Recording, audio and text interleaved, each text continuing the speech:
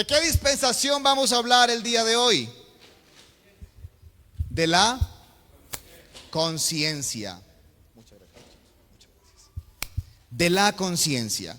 Como el pastor ha mencionado en enseñanzas anteriores, especialmente en la de hace 8 días, dando como introducción el significado de la palabra dispensación, donde se nos explicó que dispensación tiene que ver con un lapso de tiempo.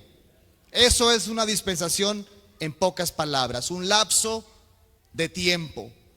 Y nosotros conocemos entonces nuestros tiempos, o están clasificados o señalados de una manera que las identificamos muy fácil: días, semanas, meses y años, ¿cierto? También los lustros, que son los cada 5, o los quinquenios. También las décadas, que son los cada 10. También los siglos, que son cada 100. Y los milenios, que son cada 1000. Es la manera como nosotros hemos clasificado el tiempo. Y por eso decimos: yo tengo tantos años. Aunque algunos dicen es mejor decir no que tengo. ¿Cierto? Ya me los gasté. Al contrario, los que me faltan son pocos. ¿Cierto? Así que dispensación tiene que ver entonces con un lapso de tiempo. Pero ¿qué sucedió en ese lapso de tiempo? Se entiende entonces en la palabra que es un lapso de tiempo, pero en el que Dios interactuó con su creación, en los que el Señor y el ser humano están involucrados en ese lapso de tiempo. Ya el pastor mencionó hace 8 días, y creo que algunos tomaron apuntes de cuánto duró cada uno de los tiempos, ¿cierto? ¿Sí? ¿Preguntamos? Esta de la conciencia, ¿cuántos años duró?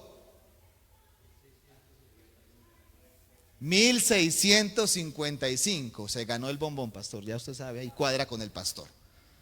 1655 años de duración. Y yo estaba mirando el capítulo 3 de Génesis, donde comienza esta dispensación, y de la manera como comienza, y permítame expresarlo de esta manera. A los que les gustan las películas o las novelas, creo que a pocos aquí, esa sonrisa lo dijo todo. A los que les gustan esos programas o las series, saben que siempre el programa comienza bonito, comienza con flores, con colores bonitos, con una historia romántica, pero en algún momento de la historia entra el nudo, ¿cierto? Entra la tormenta de la historia.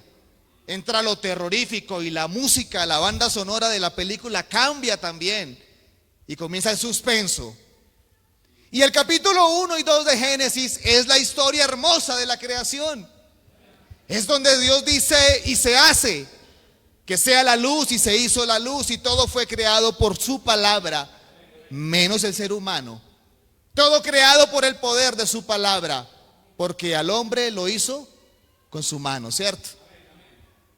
Pero lo creó el Señor, y el capítulo 1 y capítulo 2 es hermoso de leer. Pero entramos al capítulo 3, versículo 1, y comienza el nudo de esta historia. Aún no comienza la dispensación de la conciencia, aún estamos sobre la inocencia cuando inicia el capítulo 3, pero comienza diciendo que en medio de la hermosa creación del Señor había una serpiente que era astuta, y más astuta que todos los animales del campo que el Señor había creado. Y en ese mismo versículo, apenas iniciando el capítulo, ya esa serpiente astuta está conversando con Eva y le está formulando una pregunta, ¿cierto? Ahí el corazón del lector, que se apasiona leyendo la escritura, comienza a palpitar fuerte. Porque ya no está el Señor hablando como habló los 2 primeros capítulos. Porque ya no está Adán colocándole nombre a los animales como en los primeros capítulos. Porque ya no se está diciendo que todo lo que fue creado fue bueno como en los primeros 2 capítulos. La interacción entre Dios y hombre parece nublarse un poco porque alguien entró en la escena. ¿Cierto que sí? No vamos a discutir quién fue, porque para algunos era una serpiente física, literal, como a las que usted algún día le ha corrido o ha matado. Para otros era la personificación de Satanás, teniendo en cuenta que a él se le llama también en Apocalipsis la serpiente antigua. Sea lo que sea, física o no, Satanás estaba ahí. Entonces quiero pensar que en el capítulo 1 y capítulo 2, mientras el Señor creaba, teniendo en cuenta que Satanás ya había sido desterrado del cielo años atrás, teniendo en cuenta que él ya habitaba en las tinieblas, un día que fue arrojado de la presencia de Dios, como se narra en Isaías y en Ezequiel, teniendo en cuenta que él estaba en lo alto allá, en la custodia del trono de Dios, pero por querer ser semejante al Altísimo, fue sacado de ese lugar y se halló rebelión en él. Entonces, mientras el Señor crea al hombre y mientras crea todas las cosas, Satanás está observando. En algún lugar él está viendo cómo el Señor parece quitar la preferencia de sus ángeles, parece quitar la gloria que un día Lucifer tenía allá en el cielo y se la está dando a unos mortales que todavía no eran mortales, pero que eran creación del polvo de la tierra. Habría que trasladarnos para entender lo que Satanás hizo aquí, trasladarnos a su misma creación. Porque se nos dice que cuando este ángel, querubín grande y protector, fue creado, instrumentos sonaron el día de su creación, y que estaba rodeado de luces y de fuego, y que era grande en medio de todos los ángeles. En el estudio de los ángeles se ha clasificado a los ángeles en 4 categorías, y la de él es la más alta, la de los querubines, luego los serafines, luego los arcángeles y luego los ángeles. Por eso también se nos menciona que un día, cuando Miguel contendía con él por el cuerpo de un siervo del Señor llamado Moisés, se dice en la teología que Miguel, siendo inferior en creación a Lucifer, no profirió contra él ninguna maldición, sino que dijo: el Señor te reprenda, denotando la autoridad con la cual este ángel algún día había sido creado.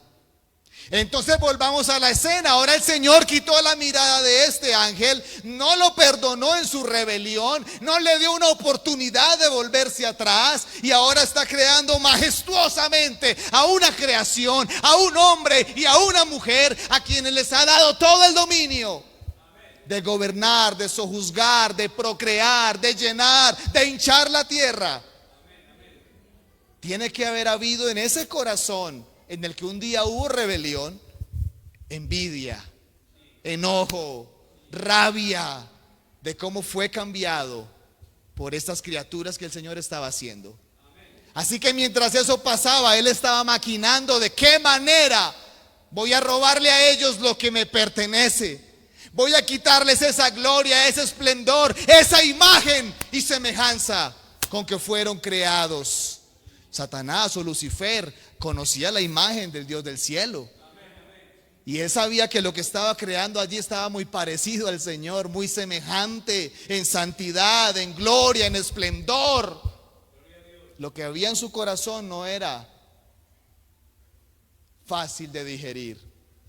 Por eso el capítulo 3 entonces de repente el escritor entra en contexto, no se pone con rodeos, y de una apunta a Satanás como lo más astuto que había en medio de toda la creación, como lo más, y esa palabra astuto no tiene que ver con una inteligencia, con una sabiduría especialmente, sino que es una palabra negativa, una astucia de maldad, de maquinación, como Pablo un día lo dijera, que la iglesia no debe ignorar sus maquinaciones.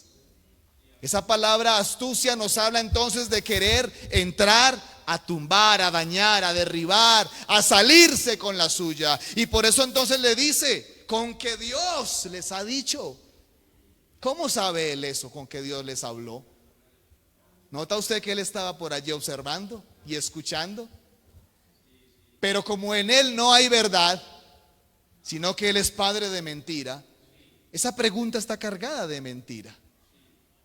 Y todo el diálogo está cargado de mentira. Seréis como dioses, les dijo a ellos. No van a morir como Dios les ha dicho. Está cargada de mentira esa conversación. Con que Dios os ha dicho que no coman de todo árbol del huerto.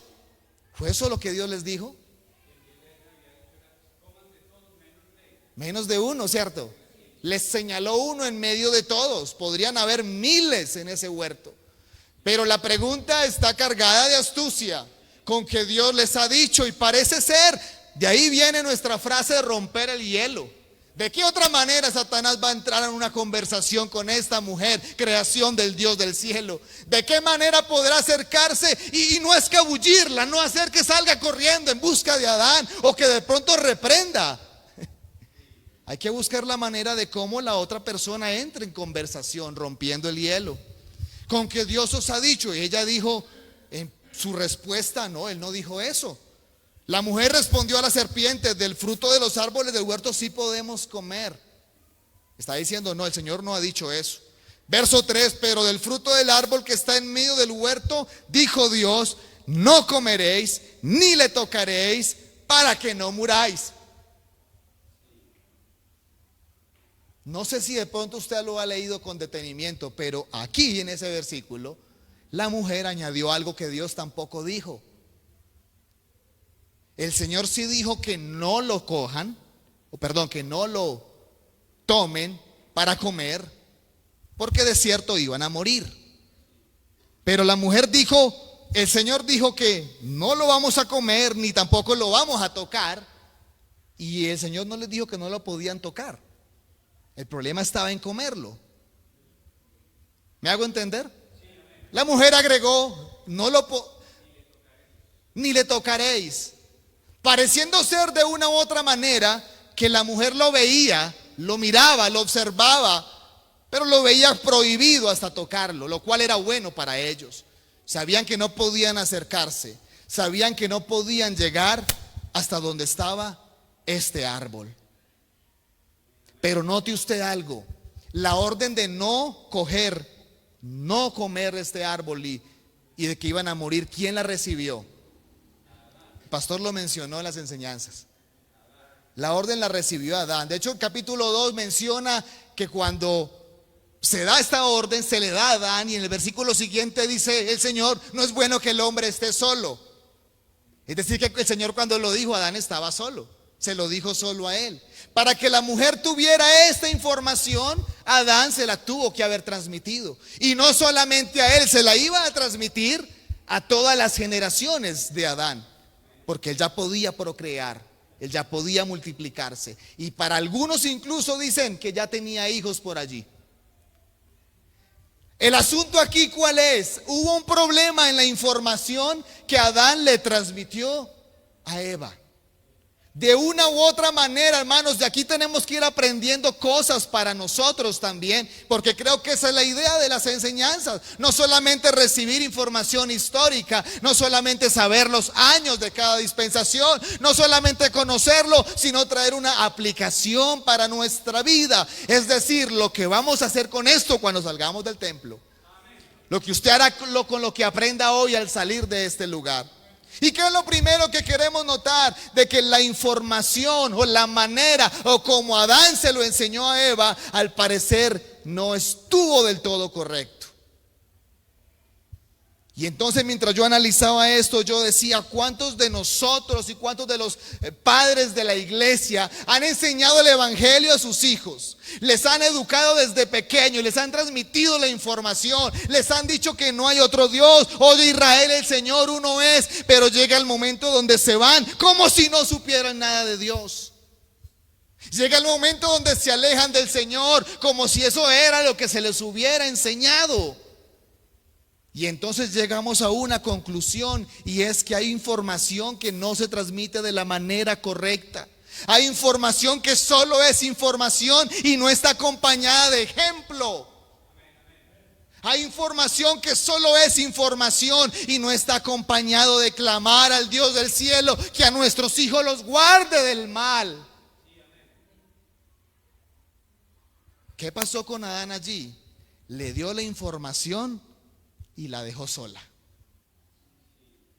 Usted puede decirle a sus hijos: no se junte con personas dañinas. Se lo puede decir las veces que quiera. Pero si usted se va y lo deja solo con personas dañinas, ¿qué cree que va a pasar? ¿Qué cree que va a pasar?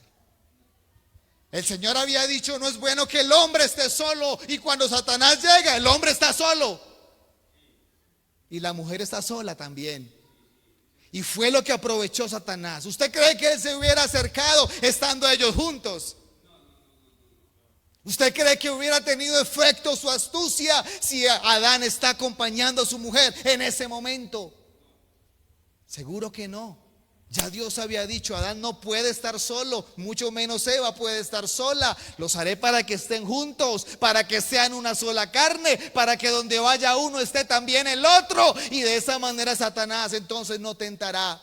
¿O no es lo que Pablo le dice a los corintios también, hablando acerca de la oración y hablando acerca del no negarse el uno al otro? Le dice: no se nieguen, a menos que sea por causa mutua de oración, pero una vez terminen de orar, júntense otra vez para que no sean tentados.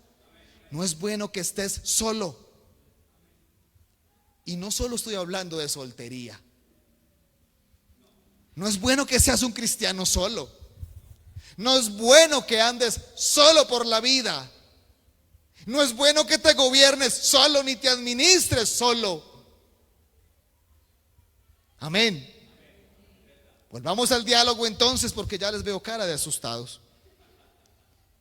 La mujer le dice entonces las palabras que el Señor había dicho y le añadió: no tocaréis. En el verso 4, la serpiente entonces le dice a esta mujer: no van a morir.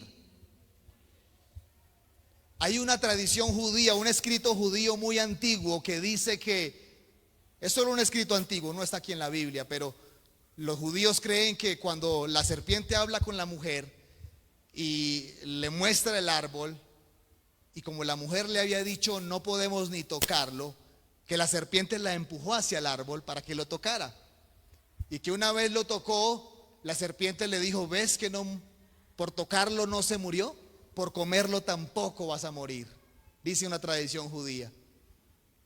El caso entonces es que el diálogo de la serpiente continúa en el verso 5 diciéndole: sabe Dios que el día que coman de él van a ser abiertos vuestros ojos y van a ser como Dios, sabiendo el bien y el mal.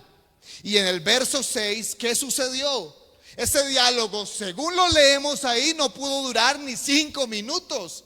Este diálogo fue muy corto, pero fue tan certero que el versículo 6 nos dice que la mujer empezó a ver al árbol ¿cómo? Bueno. ¿Ve que sí es una historia de terror esto? ¿Sí ve que la película de la creación fue hermosa hasta este momento y aún no hemos entrado a la conciencia? La mujer empezó a verlo bueno para comer, que era agradable a los ojos y que era codiciable para alcanzar sabiduría. ¿De dónde sacó ella todo eso? O sea, vio la fruta y dijo: con esto alcanzo sabiduría. ¿De dónde sacó ella eso? Fue la información que le había acabado de soltar Satanás. Y creo, hermanos, que también aprendemos de aquí una lección bastante importante. No espere a que Satanás se le aparezca por ahí en serpiente, en perro, en gato y le hable y usted lo reprenda y diga: yo no conversaré con el diablo. Seguro que no va a pasar así. Pero de una u otra manera, dada su astucia, dadas sus maquinaciones, créalo que usará los medios que él crea necesarios para entablar conversaciones contigo. Y dada su astucia, si estás solo como Eva en ese momento, si no estás resguardado en el lugar correcto, cubierto de la palabra y de la presencia, su engaño te alcanzará. Y a muchos ya los alcanzó. A muchos ya los alcanzó.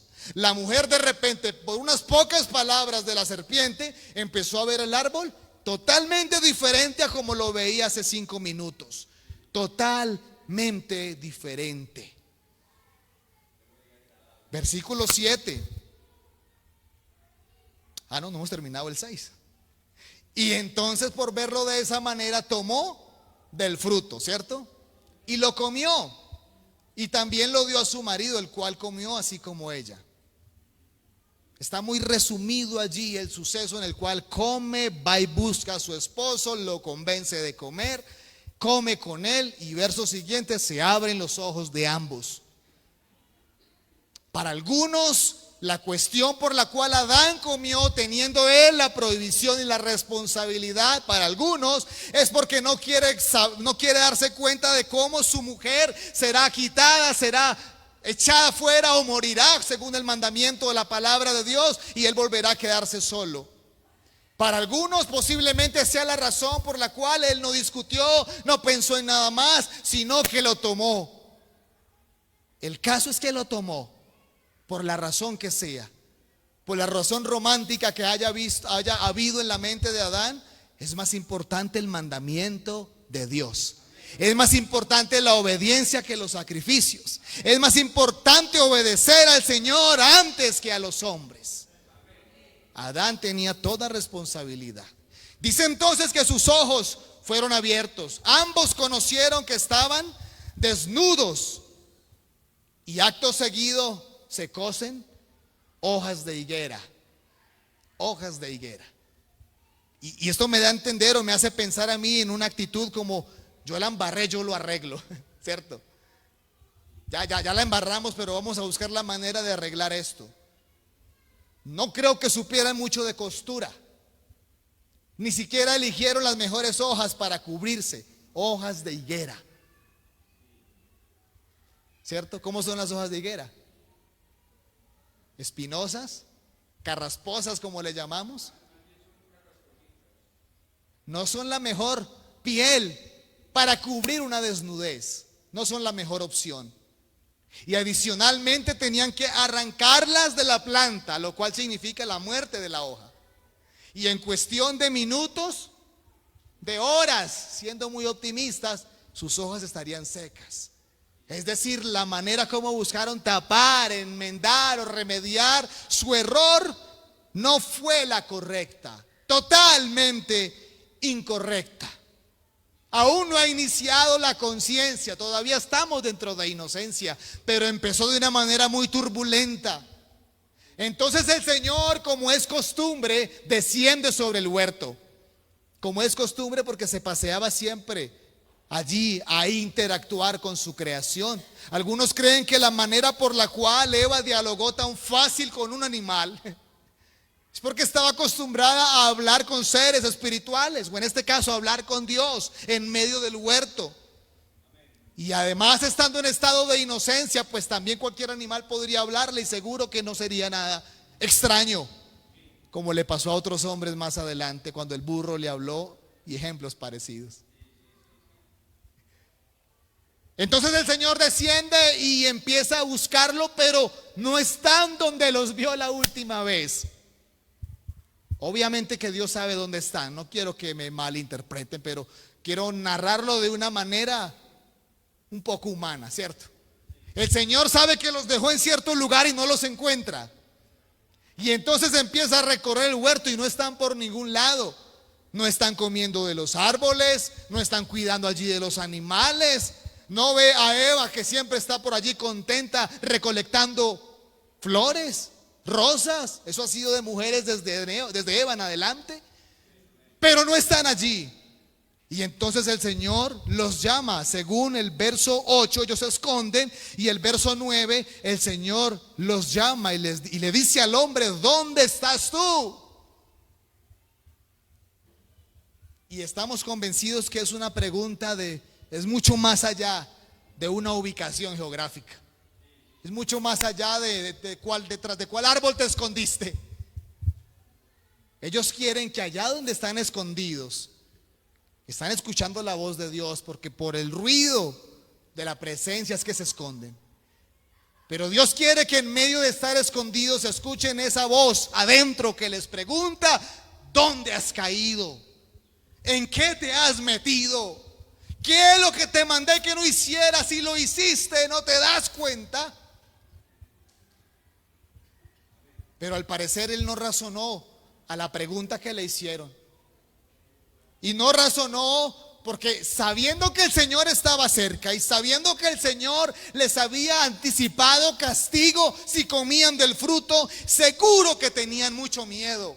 Seguro que estaban escondidos esperando lo peor. Ellos no sabían que era la muerte. Ellos no sabían que era un castigo. Solo tenían el mandamiento. Pero ahora parece que tenían que enfrentarse a eso, al castigo y a la muerte. Verso 10 entonces responde, por allá en medio de su escondite secreto, él dice: tuve miedo porque estaba desnudo y me escondí. Dios le hace una segunda pregunta.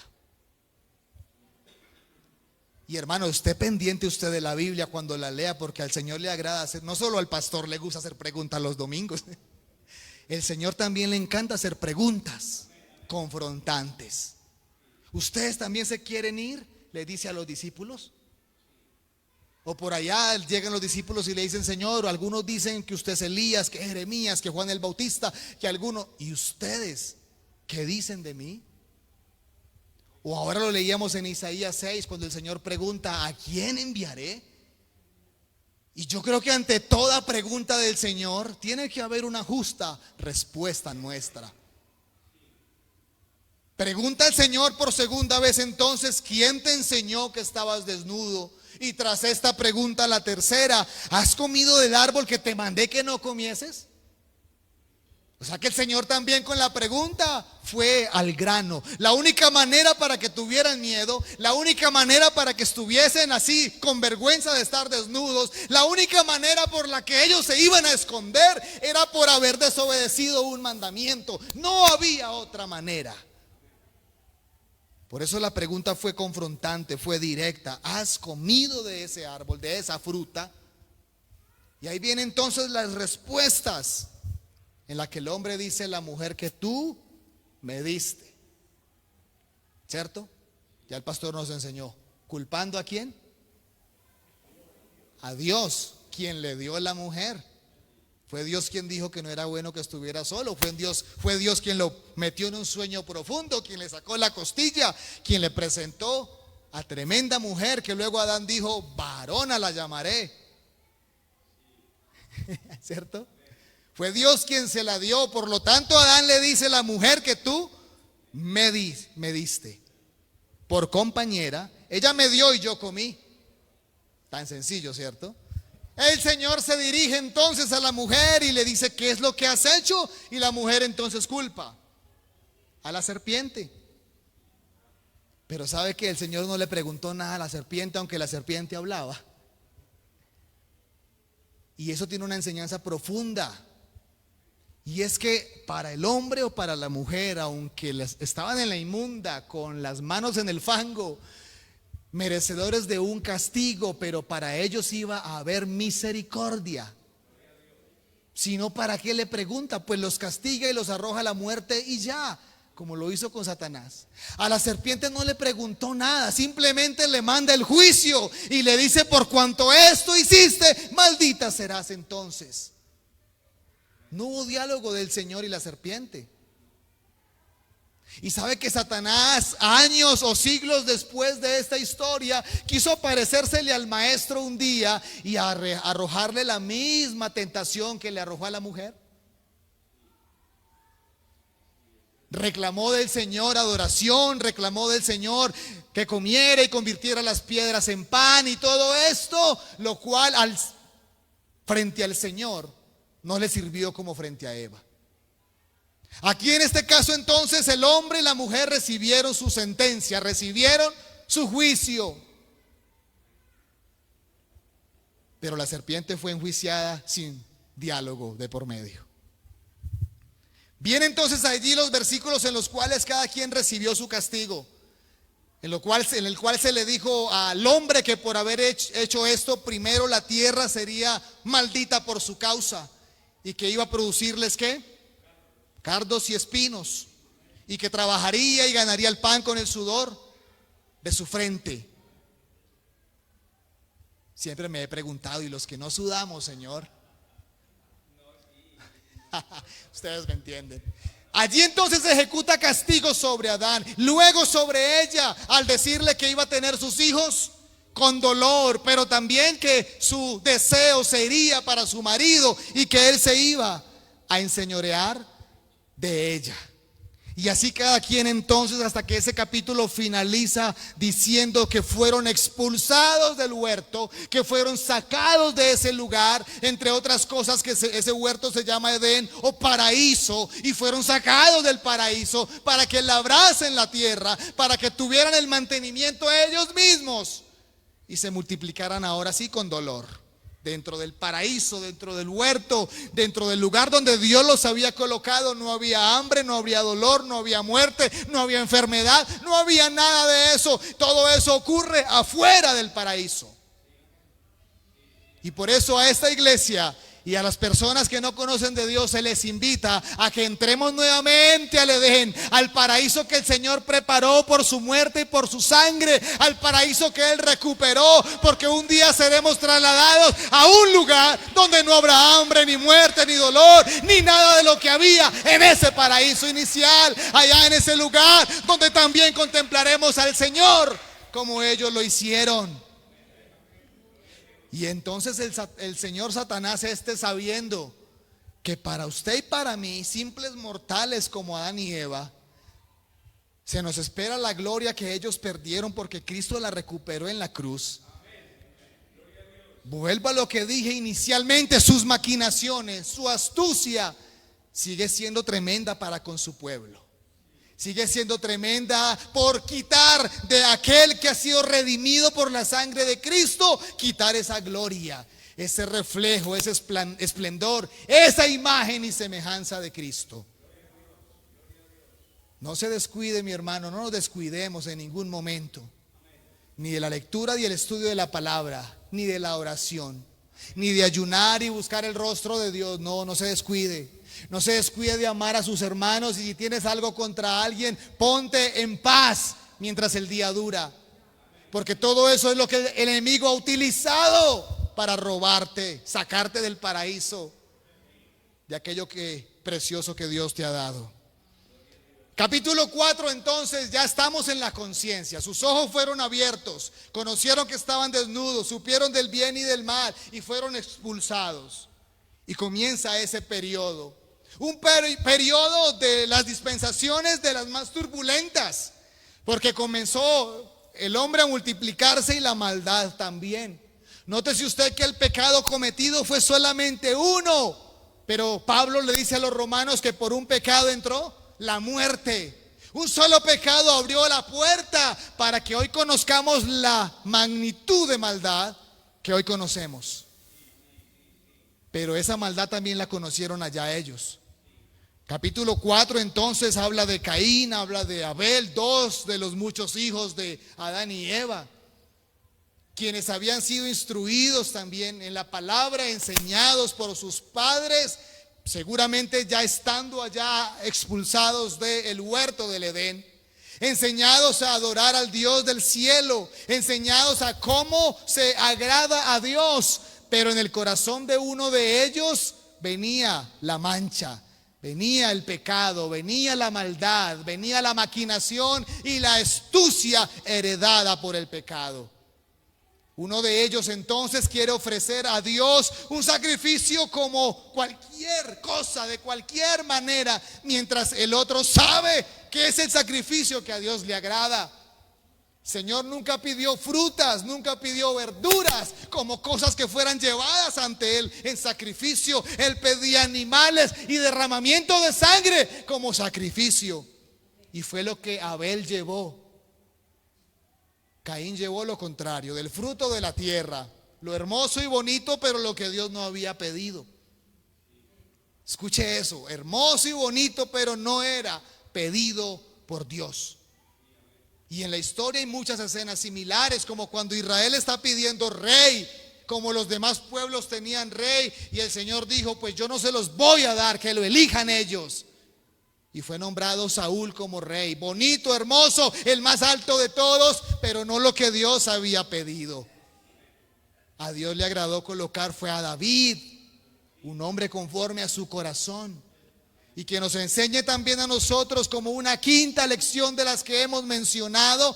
No importa la manera como usted quiera hacerlo u ofrecerle a Dios el sacrificio. No tiene que ser canción moderna o canción antigua, no tiene que ser oración memorizada o repetida. El asunto es que sea agradable a Dios, el asunto es que a Él le guste, el asunto es que Él se manifieste de manera positiva y te vea con agrado cuando te acerques a Él.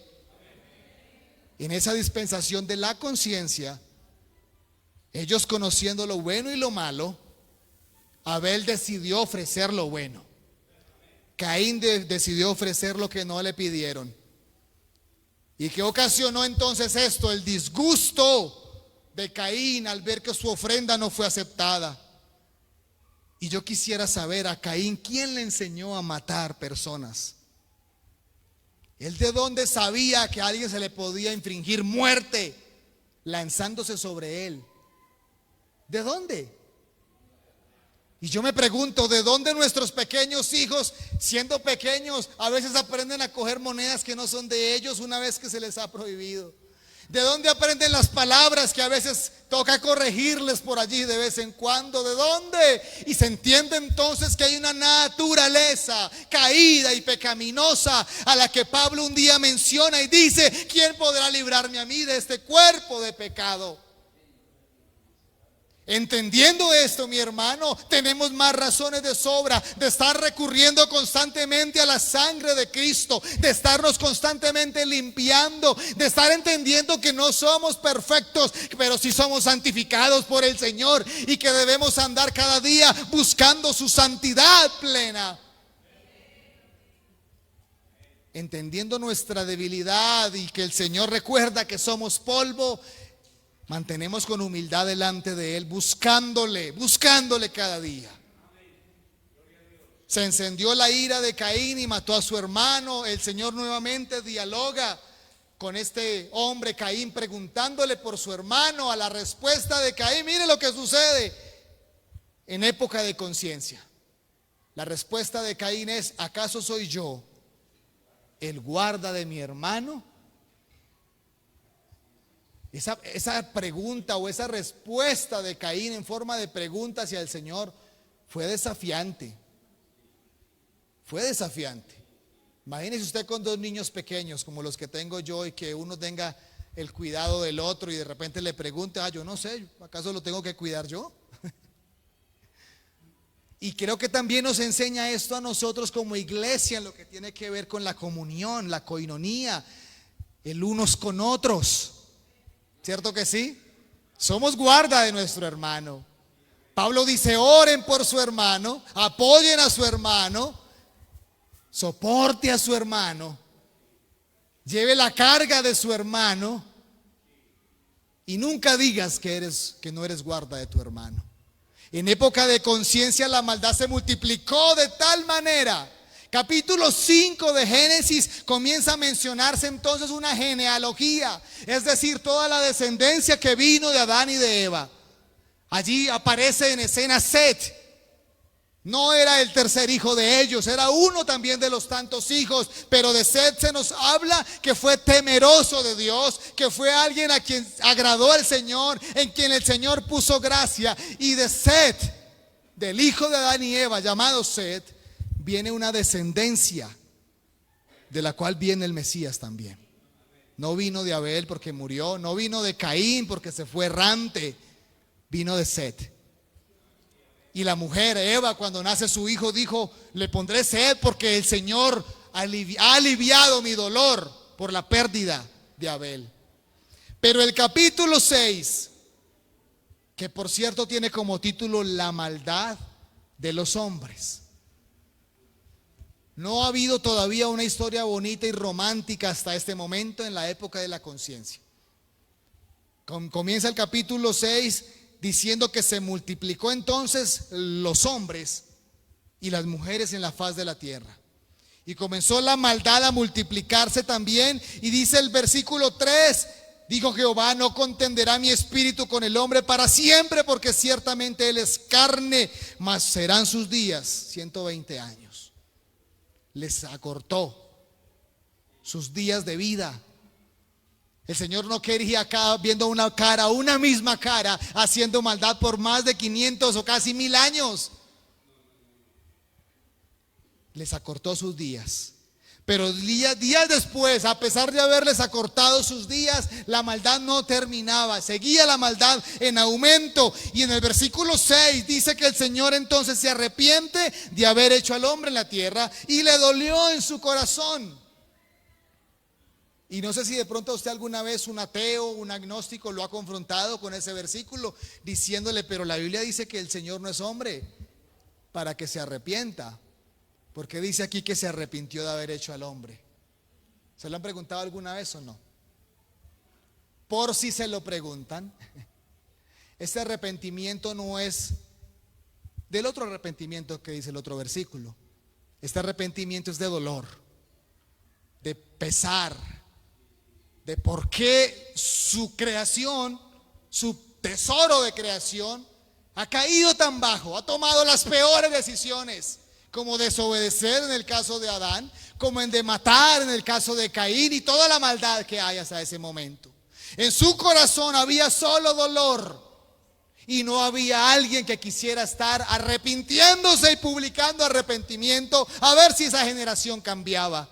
Por eso entonces dice el versículo 9 que el Señor, mirando, observa a uno en medio de todos llamado Noé, descendiente de Set, de quien también viene el Mesías, a quien el Señor miró con gracia, con agrado, y a este llama para que tenga una misión de construir un arca. El tiempo no alcanzará para abordar aspectos importantes en la vida de Noé, pero vamos a resaltar algunos de ellos. En cada época y en cada dispensación, aunque hubo maldad, engaño y todo lo malo que podamos imaginar, siempre el Señor miraba con agrado a algunos que querían con su corazón agradar a Dios. Siempre lo vamos a ver en cada era, en cada dispensación. Para esta época en la que estamos, somos la iglesia del Señor, los redimidos, los lavados con su sangre preciosa, a los que Él mira con agrado. Pensé que se iba a alegrar por eso, porque usted sabe qué significa que para Adán, en medio de millones de personas, Él se ha mirado con agrado solamente. Como no estuvimos allá, por eso no lo entendemos de esa manera. Pero Noé, también podía haber sido eliminado con su familia, como todos iban a ser eliminados, porque fue lo que el Señor dijo: voy a raer al hombre de la tierra, lo voy a eliminar. Pero luego observa a Noé y el Señor dice: ya no lo voy a eliminar, entonces voy a preservar la vida de Noé y su familia y de los animales. Construye un arca.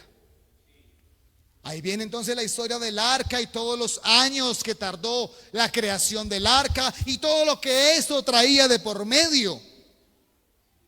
La burla de las personas porque no llovía en ese momento.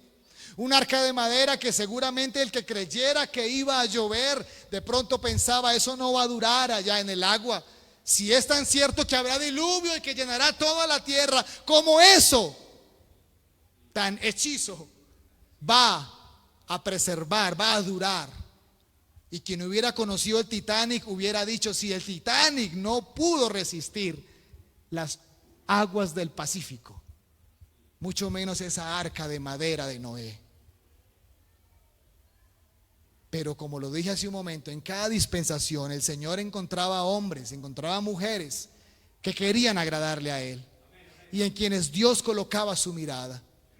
Así que si el Señor había predestinado para este momento salvar la vida de Noé y su familia, así el arca no estuviera lo suficientemente fuerte como para resistir el ímpetu de los 40 días de lluvia y el movimiento del agua todos los días restantes, el Señor con su mano poderosa iba a sostenerlos también el tiempo que fuera necesario.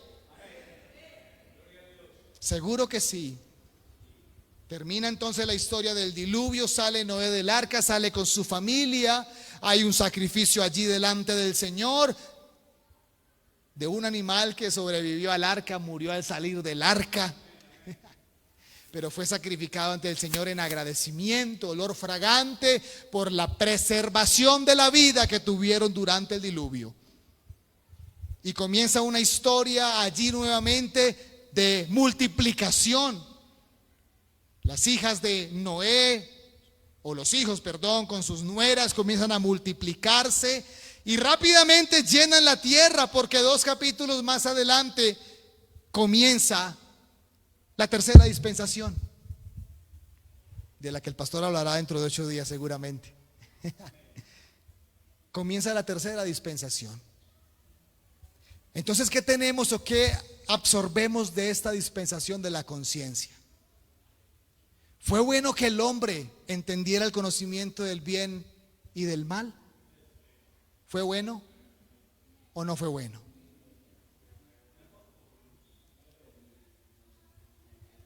La respuesta está en tu corazón.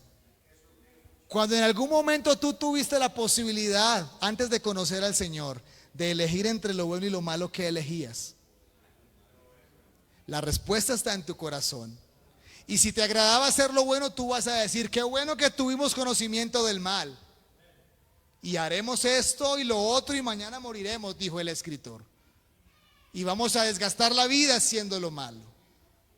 Para los que hoy conocemos al Señor y no estamos atados o esclavizados al mal, al pecado, para los que hoy conocemos al Señor y conocemos de nuestras promesas, para los que hoy conocemos a Dios y sabemos de nuestra herencia futura en la eternidad con el Señor cuando terminen todas las dispensaciones, podemos decir: qué bueno saber del conocimiento del bien y del mal, porque entonces sabemos lo malo que es el mal, para que meditara la muerte de un justo. Fue tan malo lo que Adán y Eva hizo que tuvo que morir unos corderos o unas ovejas para el Señor tomar pieles de ellos y vestir a los culpables. ¿Entendemos lo malo? Creo que una de las doctrinas es el pecado, ¿cierto, pastor? La amartiología. Y cuando se hable de eso, hermanos, creo que a más de uno se nos abre la mente cuando se entiende lo malo que es el pecado. Porque el que no entiende lo malo del pecado simplemente cuestiona y dice: pues si Dios es tan bueno, ¿por qué pasa esto y lo otro? O si Dios es bueno, ¿por qué hay un infierno donde irá la gente? Cuando entendemos lo malo que es el pecado, lo perverso y lo abominable que es delante de Dios el pecado, entonces somos más agradecidos con la obra de Cristo, con la obra de su muerte en la cruz, con la obra que a los que estábamos muertos nos dio vida y vida en abundancia. Para esta dispensación en la que estamos no está el arca de Noé que va a resguardar allí a los hombres mientras llueve. Ya para nosotros es Cristo el Señor, nuestro refugio en medio de un mundo turbulento, en medio de olas que quieren devorarte a mí y a ti. Pero Cristo seguirá siendo nuestro refugio. Y en esa dispensación será nuestro refugio hasta el final, porque es para nosotros la promesa la cual dijo a sus discípulos: estaré con ustedes hasta el fin del mundo. Mi espíritu estará no con ustedes acompañándoles solamente, sino que estará dentro de ustedes y les dará fuerza, vigor, sabiduría, unción para seguir adelante. Escuche esto para terminar. Escuche esto. Si esa arca que se construyó allá tuvo las características necesarias y el Señor también obró para que pudiera resistir el tiempo que iba a estar sobre las aguas, que no se sabía cuánto era. Noé ya quería salir del arca y mandaba animales y se regresaban porque no había dónde posar las paticas todavía. Estaba ya desesperado por salir del arca, no sabía cuánto tiempo iban a estar sobre el arca. Pero las condiciones que tenían allí eran las necesarias para soportar el tiempo que fuera necesario. Ninguno de ellos iba a morir en el arca. Ninguno de ellos sufriría de sed, de hambre, nada de eso. Había comida para soportar el tiempo que fuera necesario. Escuche esto. Para este tiempo, para nosotros, están las condiciones necesarias dadas por el Señor para que usted pueda soportar. Y esa palabra soportar nos da a entender que de por sí no va a ser fácil, que vivir en la tierra no va a ser fácil, que la herencia allá del pecado trajo, entre otras cosas, enfermedades que seguro algunos ya tenemos. Y es una herencia de allá, de esa época. Que el vivir de por sí no será fácil, que el caminar en santidad no será cosa fácil, que el soportarnos unos a otros pues tampoco lo será, y que aguardar con paciencia hasta la venida del Señor también tendrá sus complicaciones, pero las cosas del Señor las dio de tal manera que podamos llegar. Y yo quiero que tú llegues, y yo quiero que lleguemos todos a ese momento. A ese momento en el cual el Señor, escuche esto, el arca fue construida en un lugar plano, abajo. Pero ¿dónde terminó cuando se abrió la puerta y salieron? Está en un lugar alto. Y así será ese día, mi hermano, cuando en algún momento, de repente, en un abrir y cerrar de ojos, cuando usted menos lo imagine, dejará usted de estar aquí, y el Señor, que es nuestra arca, nos trasladará. Y cuando abramos los ojos, estaremos en lo alto, en un lugar glorioso, en un lugar de gloria. Pero tienes que soportar dentro del arca. Tienes que soportar dentro del arca. Porque es que a veces te quieres salir del arca. Yo he visto algunos que se quieren salir y afuera todavía hay agua, hay inundación, hay muerte, hay cadáveres. Pero se quiere salir. Se quiere salir. Y el Señor te dice esta mañana: no, aguanta. Aguanta hasta que las aguas bajen. Aguanta hasta que el arca llegue a donde debe llegar. Aguanta hasta ese momento. Yo cerré la puerta, yo seré quien la abro, y cuando la abra, allí entonces estarás en otro lugar. Póngase de pie, por favor.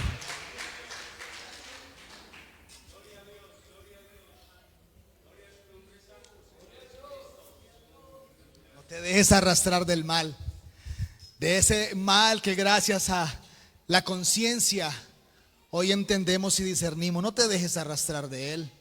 No te dejes engañar de la serpiente. No te dejes engañar de la serpiente que cada rato te dice: te dijeron que eso era malo. No, no es malo. Te dijeron que eso era pecado. No, eso no es pecado. No te dejes engañar de la serpiente, que con astucia te quiere sacar, con astucia te quiere engañar. Pero si sobre aquellos hombres inocentes Satanás tuvo influencia para engañarlos y abrir su conciencia, hoy nosotros con la mente de Cristo, escucha eso, hoy usted y yo con la mente de Cristo, el discernimiento de su espíritu, la obra de su espíritu, el revestimiento de su palabra, la sangre de Cristo que nos cubre, tenemos las herramientas para no dejarnos engañar. Así que afírmate en esta mañana, afírmate en esta mañana dentro de esa arca de salvación. Bendito Dios y Salvador.